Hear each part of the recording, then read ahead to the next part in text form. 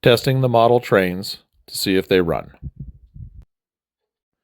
The first one we're testing is the United Brass 210-4 Santa Fe. Well, it was going to be a Santa Fe. My dad just didn't get to lettering and he didn't quite finish painting the drivers or the rods.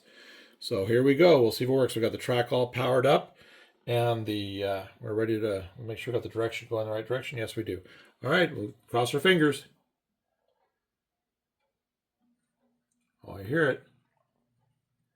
There she goes. Nice and smooth.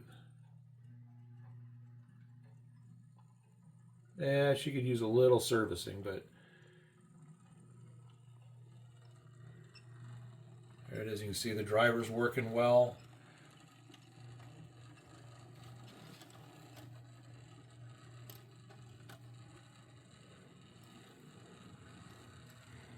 Gaining speed. Okay, we'll stop. We're going to put it in reverse, back it back down, and then I'm going to see if it'll pull the caboose, which is also brass. There we go. A little sticky. I don't know if that's going to be wheels need to be cleaned or if it just needs to be greased and oiled.